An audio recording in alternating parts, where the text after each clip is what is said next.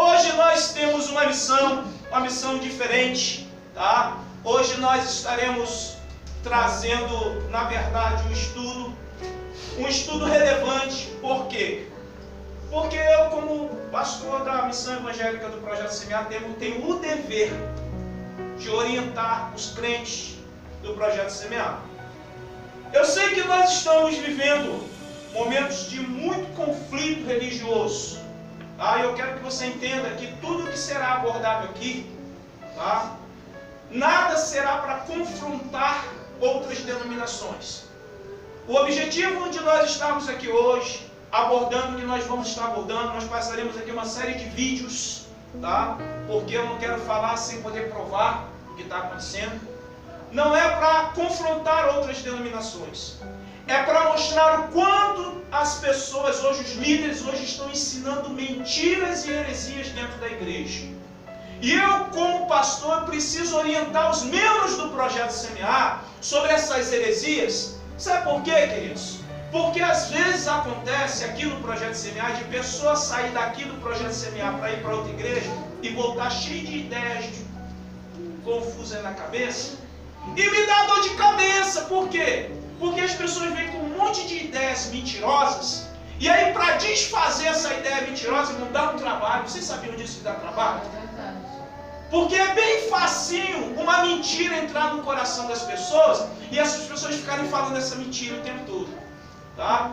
Então eu me sinto no dever de, como pastor da missão evangélica do Projeto Semear, orientar os membros do Projeto Semear. E você que está hoje presente, que não é membro, você vai ter a oportunidade também de saber da verdade, tá? Porque a verdade é a palavra de Deus. Amém? Amém. O homem, ele é mentiroso, mas a palavra de Deus, ela não mente. Então, onde é que nós temos que buscar a nossa base, o nosso alicerce, o nosso fundamento? Diga, na palavra de Deus. Na palavra de Deus. Amém, queridos? Amém. Agora, eu vou mostrar aqui muita coisa forte, tá? Vou mostrar muita coisa forte. Eu peço a você que tenha equilíbrio, tá certo? Equilíbrio. Porque está aí uma coisa que as pessoas não querem lidar hoje com a verdade. As pessoas querem praticar os seus erros, as pessoas querem praticar, né, os seus delitos sem serem confrontados. Só que a palavra de Deus, ela vem justamente para isso, para confrontar a nossa vida e vem para poder proporcionar a nós, queridos, tá, uma mudança. Sem a palavra de Deus não haverá mudanças. Então eu gostaria que você prestasse muita atenção, mas muita atenção mesmo, tá? Para que você possa sair daqui edificado na palavra de Deus, porque tudo nós estaremos abordando pela palavra de Deus. Amém? Amém. Certo? Então você vai olhar para quem está do teu lado e vai dizer assim, ó, você vai ficar quietinho. Você vai ficar quietinho. É isso aí. Diga assim, você não vai conversar. Você não vai conversar. Certo. Diga assim, você não vai fazer bagunça. Você não vai fazer bagunça. Amém? É porque a gente está falando aqui com crianças de 7 aninhos, de 3 aninhos, de 2 aninhos, mas a gente está falando de crianças aqui de 80 aninhos, né? De 60 aninhos, de 40 aninhos. É porque na verdade todos nós somos crianças na presença de Deus, mas esse assunto que a gente vai abordar hoje é um assunto muito sério. Tá? Muito sério, e nós precisamos sair daqui edificados na palavra, entendendo o quão grande tem sido a ação do inimigo das nossas almas, das trevas e do mal implantando heresias no meio do povo de Deus. Amém, queridos? Amém. Eu quero convidar você para a leitura da palavra do Senhor, para nós nos contextualizarmos, tá? O tema é mentiras satânicas e heresias antibíblicas, tá? Mentiras satânicas e heresias antibíblicas. Você pode repetir comigo? Diga assim, mentiras satânicas e heresias antibíblicas. Amém? Então abra sua Bíblia, por gentileza, lá na segunda carta do apóstolo Paulo a Timóteo, 2 Timóteo, capítulo 4, 2 Timóteo, capítulo 4, e o versículo de número 3 e 4. Segunda epístola de Paulo a Timóteo, 2 Timóteo, capítulo 4, versículos 3 e 4, que estaremos mencionando nessa hora. Amém? Queridos, o apóstolo apóstolo Paulo também foi profeta, viu?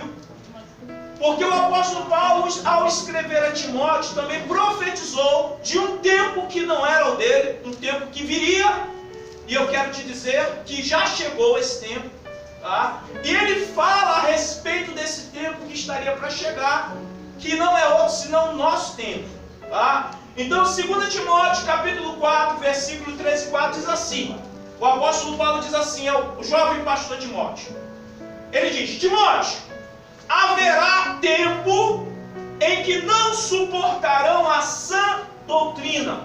Pelo contrário, cercar-se-ão de mestres segundo as suas próprias cobiças, como quem sente coceira nos ouvidos, e se recusarão a dar ouvidos à verdade, entregando-se às fábulas. O apóstolo Paulo escreve ao jovem pastor Timóteo dizendo que viria um tempo em que as pessoas não gostariam mais de ouvir coisas que fossem da verdade, mas que seriam dadas às fábulas, ou seja, aos contos imaginários. Sabe aquele negócio assim do pote de ouro lá no final do arco-íris? Pois é, desse negócio aí. Sabe aquele negócio assim de colocar a folhinha de arruda atrás da orelha aqui, achando que vai trazer dinheiro? Pois é, esse negócio. Sabe aquele negócio assim de botar um olho de boi dentro do copo d'água atrás da porta, dizendo que expulsa o mal? Pois é, o apóstolo Paulo está dizendo que viria um tempo, e esse tempo são os dias de hoje, tá, queridos? Em que as pessoas não iriam querer mais ouvir as verdades. E se recusariam, tá? Se recusariam à palavra verdadeira, dando ouvidos às fábulas. Veja, queridos, quantas coisas têm surgido nos dias de hoje, em que as pessoas têm ouvido e têm rapidinho procurado praticar. Sabe aquele negócio assim daquela história de que aparece alguém na televisão dizendo que pegou perna de cobra, misturou com azeite de dendê, colocou uma pitadinha de pimenta do reino, deu 3 pulinhos para trás e passou no cabelo, o cabelo vai ficar liso, da noite para o dia. Sabe essa história assim que aparece de repente, para ficar com o cabelo liso, meu irmão, a mulherada está fazendo qualquer coisa, não é? Queria o meu cacheado. Pois é. E o que acontece, queridos? Hoje nós estamos vivendo um momento profético que Paulo escreve a Timóteo. O interessante é que na primeira carta, nós estamos lendo a segunda, né?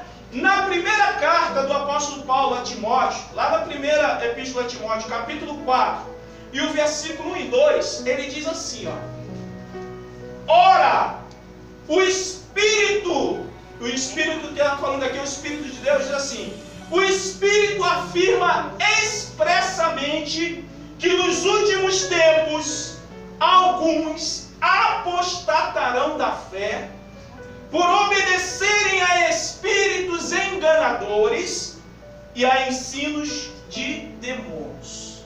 Paulo está dizendo, na primeira epístola a Timóteo, capítulo 4, versículo 1 e o versículo 2, que muita gente vai apostatar da fé. E o que é apostatar? É negar ou abandonar a fé. Muita gente hoje, tá, que nasceu até em berço cristão, recebeu ensinos da palavra de Deus. Quantas pessoas hoje que conheceram manifestado o Espírito de Deus, abandonaram a vida cristã e hoje estão pregando contra Cristo. Queridos, isso é uma constante. Nós encontramos no YouTube pessoas que eram líderes religiosos, pastores, que abandonaram a fé e hoje pregam, tá, e acusam tudo que é concernente ao reino do Senhor. Então nós estamos vivendo exatamente esse momento que Paulo profetizou e advertiu a Timóteo.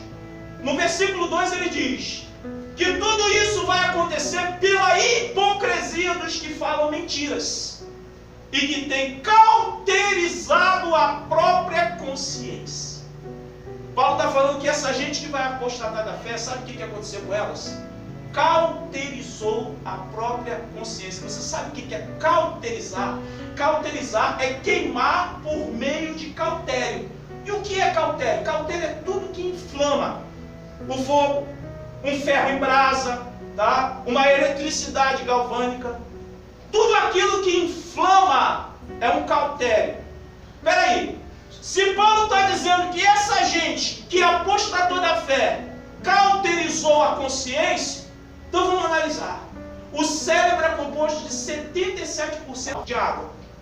Imagina o teu crânio como uma panela colocado no lugar em chamas e o cérebro com 77% de água pegando esse fogo. O que vai acontecer com o cérebro? Diga, vai cozinhar. Pois é. Daí a gente pode entender aquele ditado que diz miolo cozido. Então Paulo está dizendo que as pessoas no nosso tempo, porque ele profetizou há muito tempo atrás, muitas delas teriam a mente cauterizada, ou seja, estaria com os miolos, diga, cozidos. Pois é. Isso não é legal não, é? Não. Certo. Nós vamos começar a assistir alguns vídeos aqui, tá, queridos? E eu gostaria que você se preparasse bem para o que vai acontecer, tá? Nós vamos assistir agora o primeiro vídeo. A serpente no jardim do Éden não era um réptil antes de ser amaldiçoada, mas sim um mamífero, conforme o Mambrana nos ensinou e pôde demonstrar através das Escrituras. Gênesis 1:24. A carne é terrível.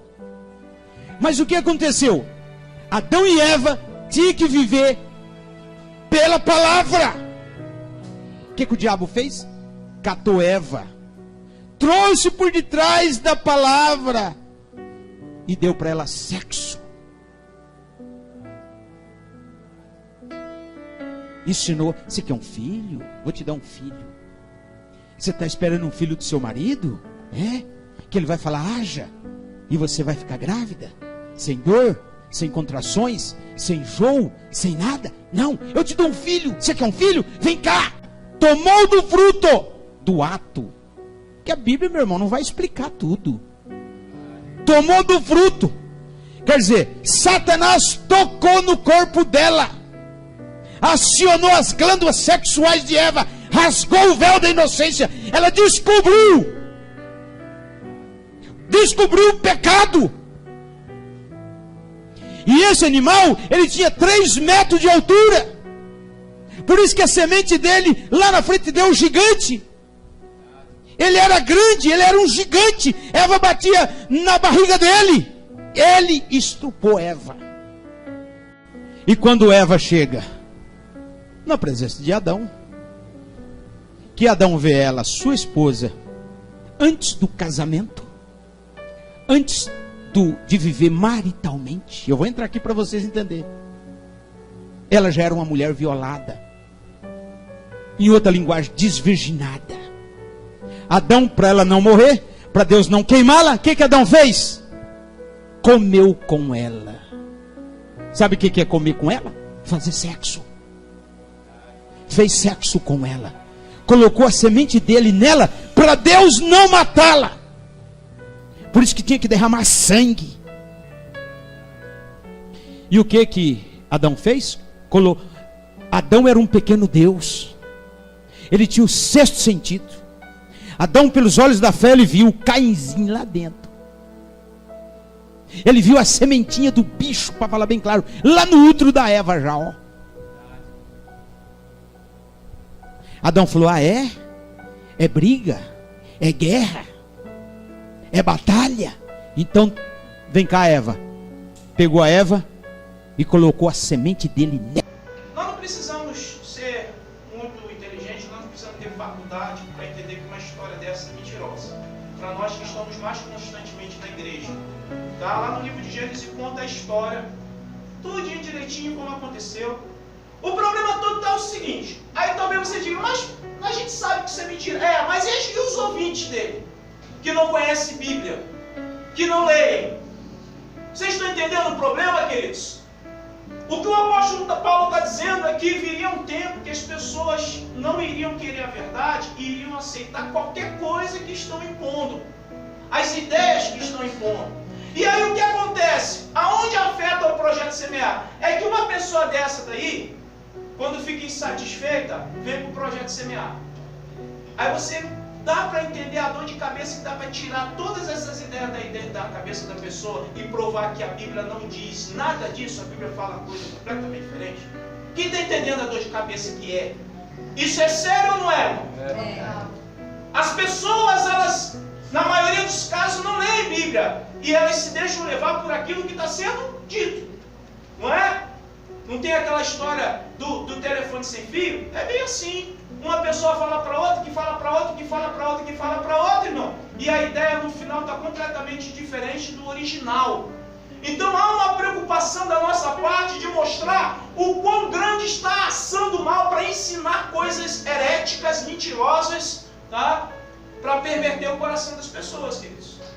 E isso aí é apenas uma gotinha dos assuntos que a gente vai ver daqui para frente. Então vai ser só para você se preparar, viu? Para a grandeza que é, tá? Da necessidade de nós conhecermos a palavra do Senhor. Amém? Amém. Nós vamos ver, queridos, nessa hora, agora o negócio vai ficar bem quente, tá? Porque eu vou ter que mexer com gente bem grande nessa hora, e eu não estou muito preocupado. Ele falou que era um réptil, que não era um réptil, era um mamífero. Era um mamífero, rapaz, olha. Rapaz, olha, eu não quero nem entrar nisso aí, porque isso é grosseiro demais, tá? Eu quero entrar dentro de tópicos aqui que tem uma mensagem subliminar que é mais perigoso. Porque isso aí está muito claro. A gente sabe que em Gênesis conta uma história completamente diferente, tá? Isso aí aqui, na verdade, é mais para um preparo, uma introdução para a grandeza desse estudo hoje. Tá bom, queridos? Amém? Amém. Eu vou mexer agora, tá? Não é a intenção de atacar, mas mostrar a verdade bíblica, tá? Para um movimento que está começando aqui no Brasil, um movimento terrível, que fala sobre a Arca da Aliança. Eu não posso deixar isso aqui em branco, tá? Porque eu tenho amigos dentro dessa denominação. Eu tenho pessoas que têm por uma estima muito grande dentro dessa denominação, mas eu tenho um compromisso com a palavra de Deus e com a verdade, queridos. E eu não posso deixar isso passar em branco. Amém? Nós vamos ver esse vídeo e vamos nos contextualizar dentro das Escrituras. Amém? Então vamos assistir o vídeo 2 nessa hora, tá? Em nome de Jesus. Para você reatar o seu casamento ou recuperar o seu casamento, primeiramente com Deus. Porque aqui no Templo de Salomão nós temos a Arca da Aliança. A Arca da Aliança. É neste lugar que você faz aliança com Deus. E em seguida, uma vez que você faz aliança com Deus, uma vez que você formaliza aliança com Deus, você pode ter certeza que Deus vai conduzir a sua vida para fazer aliança com a pessoa que você ama, que é o casamento, Cristiane. Nada como você fazer uma aliança com Deus no Templo de Salomão, né? Porque aqui nós temos, além da arca, que é o elemento principal do templo, nós temos vários outros elementos que estão falando, né? Você está ali antes da reunião começar e você já está ouvindo Deus falar com você. Quer dizer, é uma coisa que você não vai ver ou vai experimentar em nenhum outro lugar. Agora, deixa eu falar para você. Aqui nós temos a Arca da Aliança, que você falou que é o elemento mais precioso importante aqui no templo. Não é o mais importante aqui no templo. É o elemento mais importante de todo o universo. A arca está aqui, com as cortinas, quer dizer, o véu está aberto. E todos podem fazer aliança com Deus aqui. Pronto, deixa eu comentar rapidinho, tem outro vídeo, tá? Só para a gente poder se contextualizar, você que ainda não captou a mensagem. O que tem sido dito aqui, o que tem sido ensinado aos fiéis desse segmento religioso, é que lá no Templo de Salomão, e a primeira pergunta é, lá em São Paulo é o Templo de Salomão? Não. O Templo de Salomão foi construído aonde? Em Jerusalém. Lá é uma réplica do Templo de Salomão, tá certo? E o que foi dito nesse vídeo, queridos, é que o elemento mais importante do universo é a Arca. É o que foi dito ali, não é? Nós vamos fazer a comprovação bíblica, tá certo? Então, tenha calma. Vamos assistir o próximo vídeo, o vídeo 3. Se você estiver neste dia 17, no momento em que esta arca entrar pelas portas da catedral aí de Minas, o espírito que há aqui, assim como o espírito que há nesta arca entrou em mim naquele dia, lá no Templo de Salomão, e eu nunca mais fui o mesmo, ele vai entrar em você. Certo, queridos? Estamos vivendo hoje, tá? Um momento em que está sendo trazido um ensino inovador para o Brasil a respeito da Arca da Aliança. E que essa arca tem o Espírito que entra nas pessoas. Não é isso que tem sido ensinado? E que essa arca, tá, é o elemento mais importante em todo o universo. Eu quero fazer aqui uma conjectura bíblica com você, tá certo? Por quê? Porque você precisa sair daqui entendendo as mentiras que estão sendo ensinadas por torpe ganância, porque isso é por ganância, tá certo? E você do Projeto Semear precisa estar inteirado dessas coisas para não cair nesses contos, tá? Para não cair nesses contos. A primeira coisa que eu tenho que dizer a respeito da Arca da Aliança é que, tá? Quando da destruição de Jerusalém, por volta do ano 587, por Nabucodonosor, no ano 587 a.C., Jerusalém foi destruído pelo Império Babilônico. Dado esse momento, a Arca da Aliança desapareceu, queridos. Desapareceu. Ninguém sabe o paradeiro dessa arca, tá bom? Historicamente, essa arca sumiu. Ninguém tem uma definição da direção dessa arca. Desde 587 a.C., portanto, cerca de 2.600 anos atrás. Tá?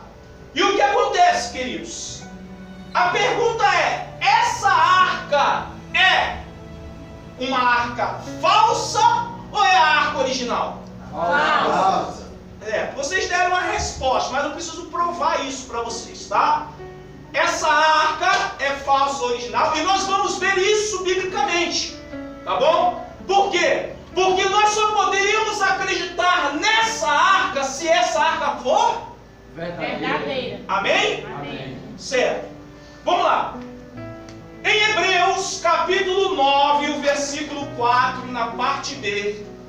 Aos Hebreus, capítulo 9, versículo de número 4. E na parte B do versículo 4, diz da seguinte forma: a Arca da Aliança era coberta totalmente de ouro, contendo, ou seja, dentro dela continha o maná, o bordão de Arão que floresceu e as tábuas da lei. Portanto, o que diz aos Hebreus é que a arca original tinha contido dentro dela o maná, o bordão de Arão, a vara de Arão que floresceu no deserto e as tábuas da lei. A pergunta é, dentro dessa arca estão contidos o maná, a vara de Arão e as tábuas da lei, sim ou não? Não. É óbvio que não. Porque se tivesse contido esses três elementos dentro da arca, certamente teria sido vendido, queridos, por um preço inestimável. E aí não haveria problemas de dinheiro para a igreja, essa denominação. Então, portanto, essa arca é Falsa. falsa. Mas o ensino para os membros dessa igreja, que tem sido colocado publicamente, também serve para outras pessoas, é que há um espírito dentro dessa arca. E se não é o espírito da verdade, qual é o espírito? Da mentira. É óbvio. Tá certo? Certo. A palavra do Senhor, ela diz mais, queridos. E eu queria, antes de completar, passar o vídeo de número 4.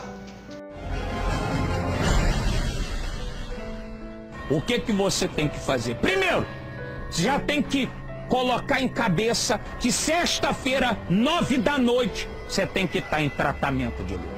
Dê corpo presente. Eu só trato de corpo presente. Segundo, Escreva tudo que é maldade, que laçou sua matéria, te pôs doente, pôs familiar doente, e me traga. Eu vou levar. Mostra aqui, produção. Pode mostrar. Eu vou levar aí. Arca de luz. Isso aí que você tá vendo é arca de luz. É a maior arma espiritual que tem na terra. Essa arma faz qualquer maldade cair. E a maldade que te segue, ela vai cair. Anota a morada. Alameda Dom Afonso Henriques, 35, em frente ao metro da Alameda, no antigo Cinema Império. Sexta, às 9 horas da noite. Eu fico por aqui, que a minha luz ilumine. E até a hora nona. A luz eu apago. Ela vai comigo. Hora nona, ela vai estar consigo. Não vai ter maldade que toque matéria.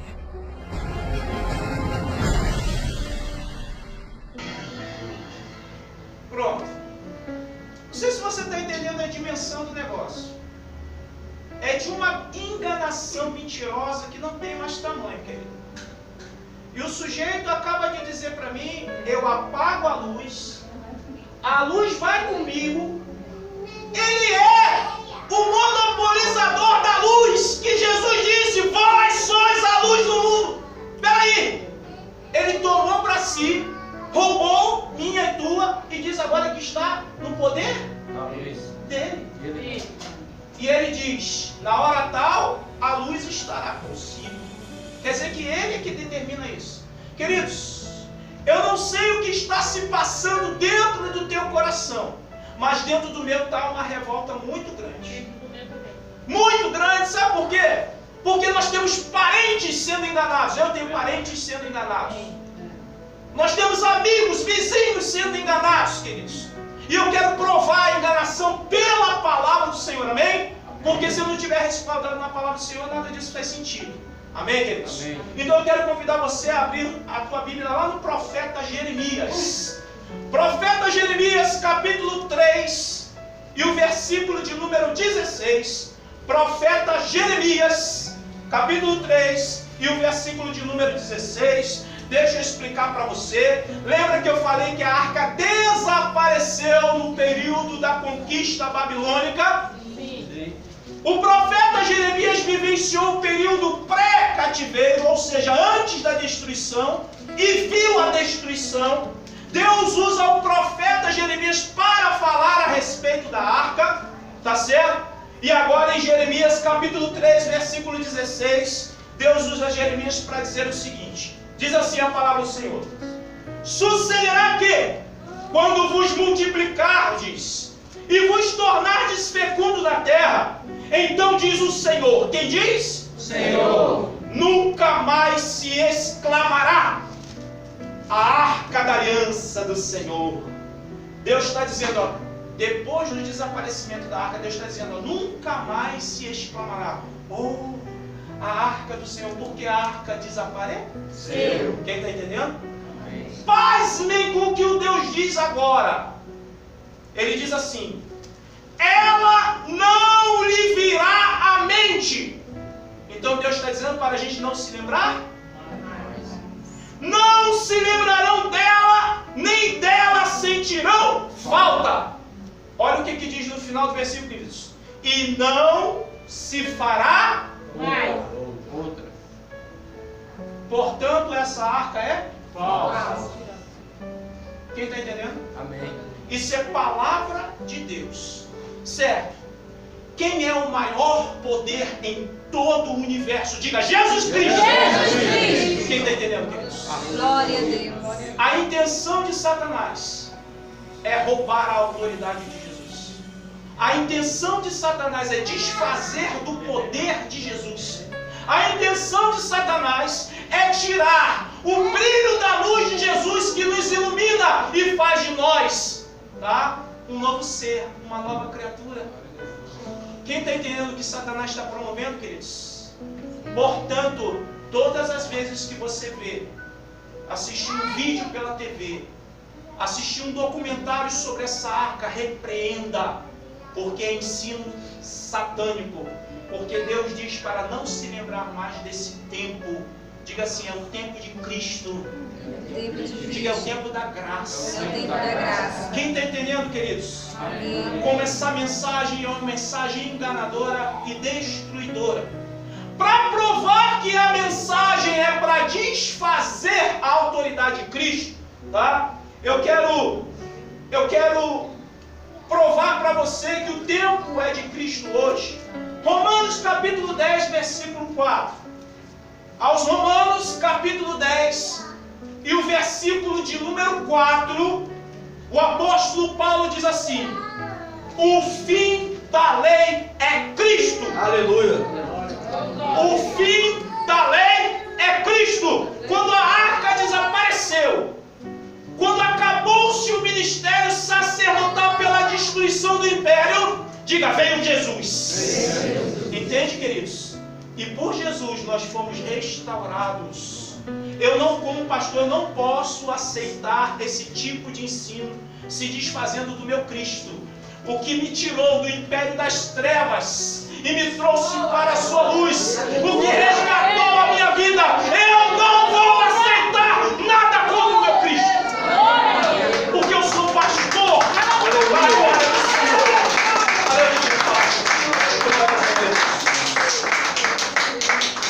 Eu quero que você assista o vídeo de número 5.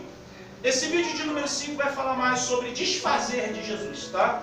Mesmo usando o nome de Jesus, eu já tive experiências diante de problemas, diante de demônios manifestados diante de mim, que só com o nome de Jesus não funcionou. Mas eu me revoltei e mandei aquele demônio embora. Que só com o nome de Jesus não funcionou. Mas eu me revoltei e mandei aquele demônio embora. Isso está acontecendo hoje. Espera aí. Se o demônio não sai no nome de Cristo, ele vai sair no nome do próprio demônio. Quem está entendendo? Se não for a Cristo por nós, queridos. Se não for a Cristo por nós. Evangelho de Marcos, capítulo de número 16. Evangelho segundo escreveu Marcos, capítulo de número 16, versículo 17 e 18. Obrigado.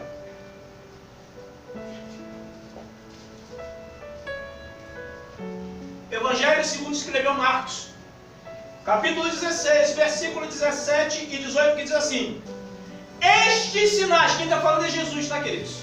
Estes sinais hão de acompanhar aqueles que creem. Em meu nome, diz. Em nome de Jesus. Em nome de Jesus. Pois é, ele diz, em meu nome expulsarão demônios, falarão novas línguas, né? Pegarão em serpente, e se alguma coisa mortífera beberem, não lhe fará mal. Se impuserem as mãos sobre enfermos, eles ficarão curados. Essa é a palavra de Jesus. Então, demônio se expulsa no nome de quem? Jesus. Se não sair no nome de Jesus, quem é que está mandando ele sair? Diga, o próprio demônio.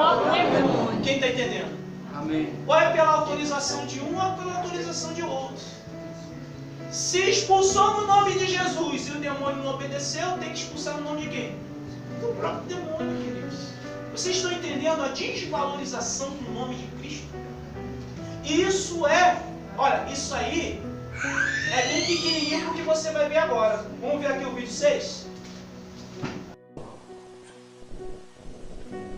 O primeiro milagre que Jesus realizou foi num dia de casamento, foi numa festa de casamento, quando ele transformou a água em vinho. Eu fiquei perguntando, meu Deus, o primeiro milagre que o Senhor faz não é a cura de um enfermo, não é a libertação de um oprimido, não é a salvação de um ser humano. O Senhor transformou água em vinho. E essa água em vinho, o que fez? Alegrou apenas os convidados daquela festa de casamento. Mais nada. Não veio mais nada. Ou fez? Qual foi o benefício que a transformação de água para vinho, trouxe para o reino de Deus? Qual foi? Fala, pessoal. Houve algum benefício? Não. Aí eu fiquei pensando, meu Deus, é justo que o Senhor tenha transformado água em vinho sem beneficiar qualquer pessoa para o reino de Deus, enquanto há pessoas cujas vidas se mantêm como águas poluídas, podres, na realidade, e que, apesar de crerem em Ti, ainda continuam com a mesma qualidade de vida, a mesma vidinha miserável, mesquinha, infeliz, triste, mal-humorada. É justo isso? É justo que o Senhor tenha transformado água em vinho e não tenha transformado a vida de uma pessoa para uma nova criatura? Eu não aceito isso. Eu não aceito essa situação. A minha inteligência se nega a aceitar essa situação, mas foi o Senhor quem fez isso. Eu sei que o Senhor fez isso, mas particularmente o meu coração, diante do conhecimento que nós temos da tua palavra, da justiça de Deus, não passa na minha cabeça uma coisa que eu não aceito. É inaceitável que Ele tenha transformado água em vinho e não tenha transformado a vida das pessoas que têm crido nele. Sejamos honestos, sim ou não? Concorda comigo? Certo. Eu acho que eu vivi demais para ouvir um negócio desse. Alguém criticar o comportamento de Jesus. Há uma explicação teológica. Se você quiser vir estudar no seminário teológico em segunda-feira, porque não vai caber espaço aqui nesse momento aqui para a gente poder abordar a respeito desse milagre de Jesus nesse casamento, tá? Há uma explicação teológica para isso e por aí eu vejo que, desculpa, mas nosso amigo aí não tem conhecimento teológico nenhum para criticar o comportamento de Jesus e dizer eu não aceito. Queridos, o diabo cauterizou a mente de muitos. Eu já falei o que é cauterizar aqui, não já falei? Já. Cauterizar é queimar, né? Certo. Cauterizou a consciência, o raciocínio. Então, a pessoa, como o cérebro tem 77% de água, no fogo vai cozinhar. Então, essa gente está com o cérebro o quê? Cozinhado. Cozinhou o cérebro, que cauterizou o que Paulo nos diz. Nós estamos vivendo essa época, isso está acontecendo hoje. Vocês viram quantas pessoas estão ouvindo isso? Vocês viram quantas pessoas estão sendo ensinadas erradamente? Sabe para onde essa gente vai quando ruir esse império maligno? Porque vai ruir. Vai ter que ruir, queridos. Porque Deus não pode permitir que isso se perdure por muito tempo. Enquanto estava indo sem o templo de Salomão, até que estava indo bem, depois de construir esse templo lá, meu irmão, olha o que desandou. Então Deus tem que pesar a mão. Se Ele pesou sobre Jerusalém, se Ele pesou sobre os impérios antigos, se Ele pesou sobre Nabucodonosor, sobre os imperadores romanos, se Ele, Cristo, o Senhor, pesou a mão sobre os líderes que enganavam o povo de Deus, como não pesará a mão sobre o negócio deles? Vai ruir. Aí sabe quem vai ter dor de cabeça para fazer uma lavagem cerebral dessa gente? Diga aí. É nós que estamos aprendendo a verdade. Você pensa na dor de cabeça que a gente vai ter para mudar a consciência dessa gente que está aprendendo errado. Nós estamos vendo o pior momento do Evangelho na história do Brasil e do mundo. O pior momento! O pior de todos. Tá certo, queridos?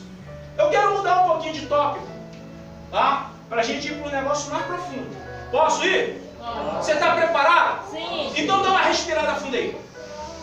Eu digo assim, calma, aí bate teu pé de calma e fala teu nome, calma. É porque hoje o negócio vai... Hoje nós chegaremos, ainda hoje, nós chegaremos a ponto de ver um pastor ungindo o órgão genital de outro homem. Te prepara. Queridos, eu não vou deixar o povo do projeto Semear enganar. Se prepara que o negócio é forte. Tá? Se prepara que o negócio é forte. Amém? Amém. Certo. A capacidade do mal de trazer mentiras, queridos, é muito grande. E está vindo de uma forma tão sorrateira que está pegando aquelas pessoas que não têm conhecimento nenhum, pegando na emoção. As mensagens subliminares, está entendendo? Uma aparência de piedade, uma aparência, né, de bondade, uma aparência de humanidade, certo? Então assista agora o vídeo 7, para a gente poder entrar aqui em um novo contexto. Nós somos uma igreja para todos, nós somos uma igreja da família. Na nossa igreja nós temos pastores homossexuais, os nossos músicos são homossexuais. E a Bíblia, ela não condena a homossexualidade.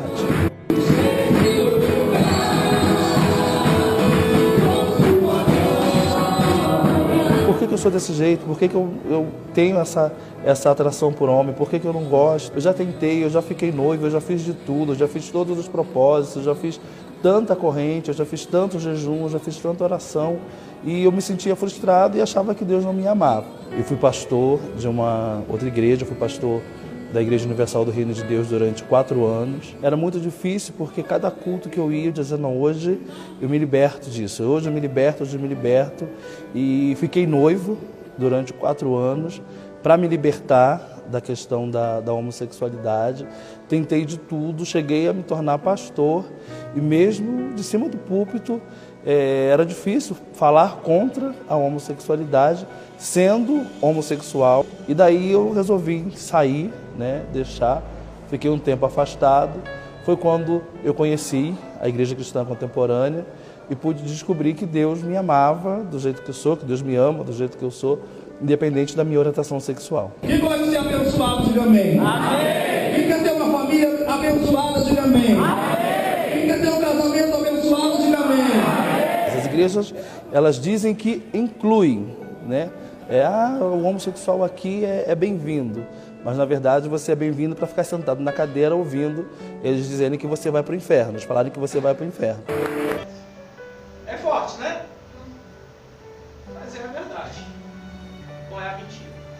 O que vocês preferem? Verdade. A verdade. Então vamos para a verdade? Certo. Vamos lá para Levítico, capítulo 18, versículo 22. Levítico, porque o que foi dito ali é que Deus não condena a homossexualidade. Não foi isso que foi dito? Foi. Tem pessoas que não leem Bíblia, que ouvem um negócio desse e acreditam. Então vamos ver o que a Bíblia diz. Levítico capítulo 18, versículo 22, fala sobre a união abominável. Eu já falei aqui sobre o que é abominável, já não falei? Aquilo que Deus não quer nem ver, não quer tocar, não quer sentir o cheiro, Deus não quer estar perto. O nome disso é abominação. Quem abomina alguma coisa não quer estar perto. Eu citei um exemplo aqui de alguma coisa abominável. Eu citei um dia desse aí? Sim. Certo. É aquilo que você vai lá no banheiro. Número 2. Você quer mexer naquilo? Não. Quer sentir o cheiro daquilo? Não. Quer brincar com aquilo? Não. Pois é, isso é abominável. Abominável é tudo aquilo que você não quer estar perto, não quer ver, não quer... Não é só os patologistas. Tá certo? Então o que acontece? Levítico capítulo 18, versículo 22 diz assim: com homem não te deitarás, como se fosse mulher. É o quê? Abominação. Pois é. Qual é a opinião de Deus sobre o homossexualismo? Abominação. É abominável. Se você continuar o capítulo, você vê lá na frente que Deus manda apedrejar. É porque Deus não quer assunto com esse tipo de gente que pratica esse tipo de coisa. Como é que Deus não discrimina? Como é que Deus não tem opinião sobre isso, queridos? Um dos atributos de Deus é a imutabilidade. Deus não muda. Se a opinião dele era essa no Levítico, continua sendo a mesma. Deus não mudou de opinião. Deus mandou Cristo para que as pessoas se arrependessem e nascessem de novo. Porque o que o apóstolo Paulo diz é para nascer de novo, ter outra prática, mudar o comportamento, ter outra vida, começar de novo. É isso que significa o Evangelho, nascer de novo. Hoje criaram essa tal de homofobia. Isso é uma palhaçada, tá? Isso é uma palhaçada, porque a lei é igual para todo mundo. Ah, mas o cara que gosta muito de mulher, a regra é a mesma, ele vai ter que nascer de novo e gostar só de uma. Quem está entendendo a palavra? Vai ter que fazer força do mesmo jeito, sim ou não? Sim. A mulher que gosta muito de homem, que quer estar com um monte, porque tem mulher que não sossega com um. O que a Bíblia diz? Que ela vai ter que ter um? Não. Não é isso que a palavra de Deus está dizendo? A regra não é a mesma, o esforço não vai ter que ser o mesmo para todo mundo? Então por que tem que criar uma igreja para serem beneficiados e rasgar a Bíblia? Aí diz, tá? Que Deus não tem opinião sobre isso. Vamos ver lá Romanos, capítulo 1, versículo 27. Agora a gente saiu do Velho Testamento, nós fomos para o Novo, tá, queridos? Nós estamos vindo agora para a era da igreja. Romanos, capítulo 1, versículo 27. Aos Romanos, capítulo 1 e o versículo de número 27. E a palavra do Senhor diz assim, através de Paulo: semelhantemente os homens também, deixando o contato natural da mulher, se inflamaram mutuamente em suas sensualidades, cometendo torpeza, homem com homem, e recebendo em si mesmo a merecida punição do seu erro. Olha, a doutrina diz que é errado. É a doutrina que diz que é errado, queridos. É a doutrina para a igreja que diz que essa prática é uma prática errada. Então Deus não mudou de opinião. O problema é que a mensagem que está sendo transmitida é uma mensagem assim de humanização. Ah, vamos ter consciência, vamos ter pena desses pobres coitados. Só que nessa ideia aí, vamos assistir o próximo vídeo, o vídeo número 8. Que a paz do Senhor Jesus esteja com todos e todas. Todas essas formas de expressão da sexualidade são dons que Deus concede aos seus filhos e filhas. A sexualidade é um dom divino e não deve ser vista como maldição, independente da forma como ela possa se manifestar. Que aquele Deus que lá no Antigo Testamento era homem, apenas homem, no Novo Testamento ele vai se abrir. Ele vai se permitir conhecer que Deus pode ser homem ou mulher, ou não ser nada. Que Deus pode ser travesti, transgênero. Que Deus pode ser uma drag queen, um crossdresser. Que Deus pode ser gay, lésbica. Por esse Deus que é travesti. Se eu sou uma mulher transgênera, Deus também é transgênero. A minha irmã que é travesti, ela tem que acolher no coração dela com alegria essa grande verdade de fé. Que Deus também é travesti, porque quem vê ela vê o Pai. Essa é a grande verdade de fé das trevas. Agora me pergunta, eu tenho que aceitar isso, engolir isso aí? Não. Eu tenho que transmitir isso aí que está sendo ensinado, queridos. Porque as pessoas acham definitivamente que criando uma igreja para pessoas que têm um comportamento desse vão para o céu. Vamos ver o que a Bíblia diz? Capítulo 6, versículo 9 e 10, tá? É 1 Coríntios, capítulo 6, e o versículo 9 e 10. Lá vem falando de uma série de pessoas que não vão herdar o reino dos céus. E diz assim: nem os efeminados entrarão nos céus. Então eles podem criar igreja, eles podem criar ministério, eles podem criar aí denominação, pode ter CNPJ, pode fazer o que quiser, mas não vai para o céu. Podem se espalhar, podem ter várias congregações, querido, pode ser uma igreja internacional. Eles podem crescer o tanto que quiser crescer, mas não vão para o céu, estão se enganando. Porque esse tipo de prática não herda o reino dos céus. Quem está entendendo? As pessoas hoje estão preferindo inventar igrejas para si, para criar um jeito de entrar no céu. Só que Deus é seletivo. Deus não aceita todo mundo. Deus não aceita qualquer um. Tem que estar dentro do padrão que Ele estabelece nas suas escrituras. Então é muito mais fácil as pessoas ensinarem mentira. Entenderam qual é a verdade de fé dessa igreja? Sim. É que Deus é o quê? Homossexual, transgênero, o que mais? Prós alguma coisa que ele falou, não sei o que é. Caminho não sei o que.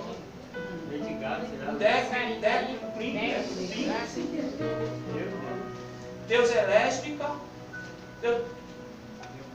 Queridos, o tema central do livro de Levítico é: sede santo, como eu sou santo. Se a igreja ficar calada, queridos, essa gente vai engolir a gente. O problema é que os pastores não estão se manifestando. Ensinar a verdade e pregar a verdade. Não engula essas coisas, querido.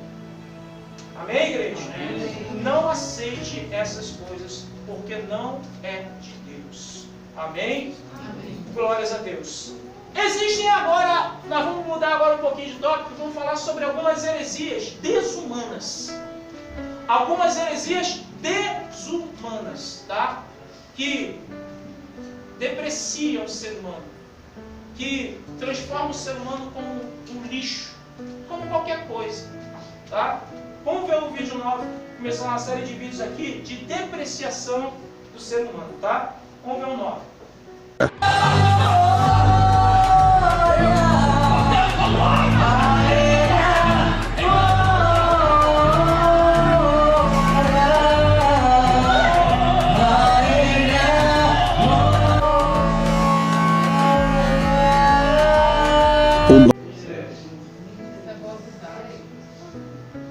Isso está acontecendo, queridos. Você imagina se esse sujeito não escovou os dentes e está cheio de pedacinho de quibe. Ah, queridos, é possível, sim ou não? Sim.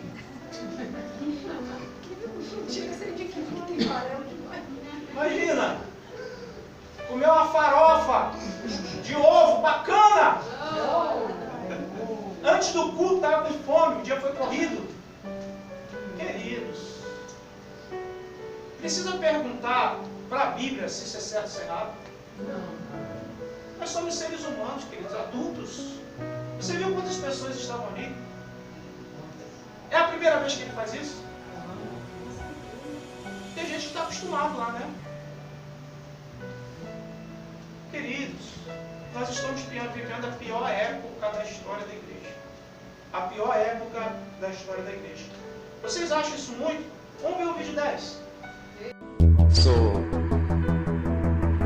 we are blessed. We are blessed to have this man here.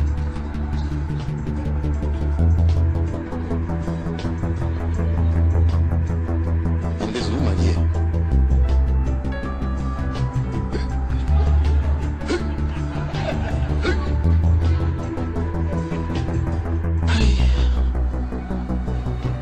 Because it's a woman, you go shit. What?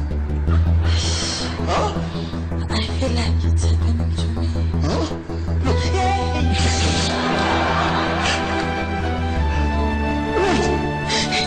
What? Look. Look here. Look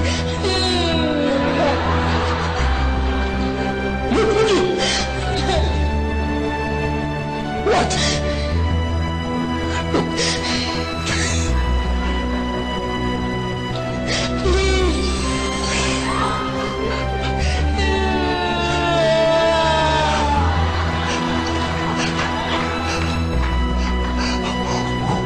What manner of man is this? Somebody brave. Can you clap it?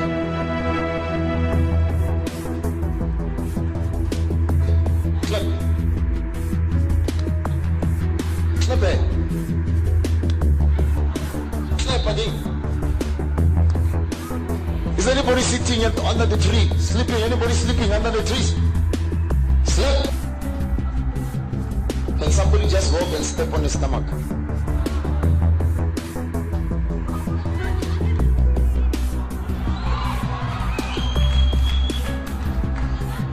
Jump. Jump. Jump. Jump. Jump.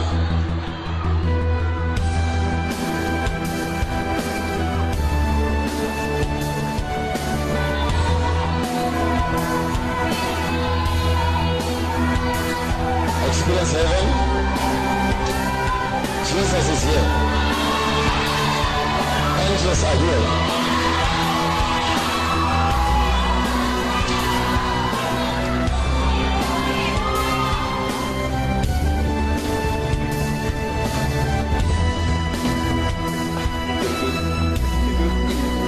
Amazing things.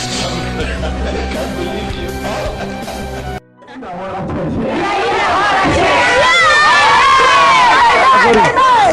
Pastor, one more, please. We are in the hall of church. I'm going to be in the hall of church. All things are possible. I'm saying all things are possible. All things are possible. All things are possible.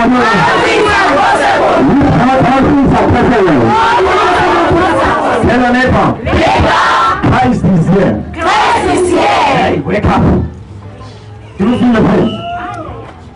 Huh? What was happening? You don't know. What was happening? You don't know. You are not here to pray.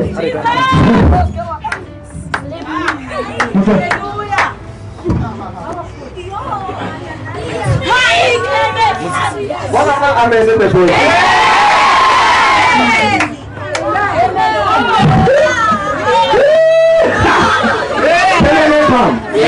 You're going to fly.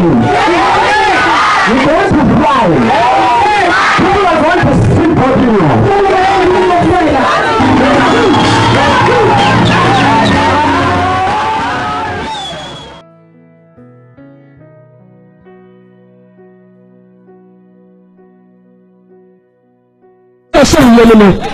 Jesus is killing a pain and innocence. The piano is a piano. You are with your back. How do you say what?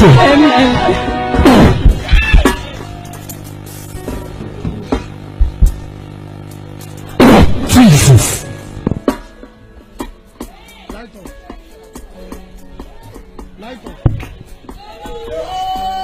Jesus.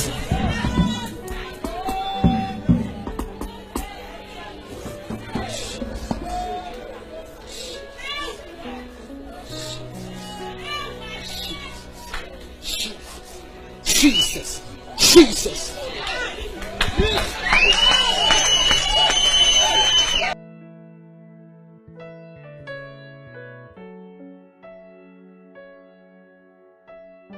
You are fasting, but they're going to eat. You are fasting, the prophet going to eat.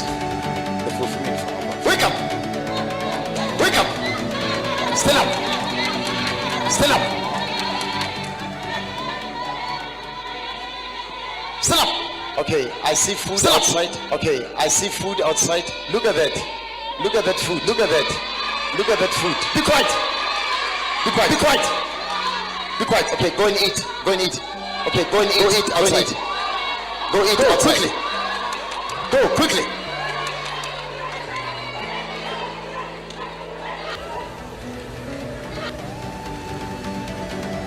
Eat quickly. Eat quickly.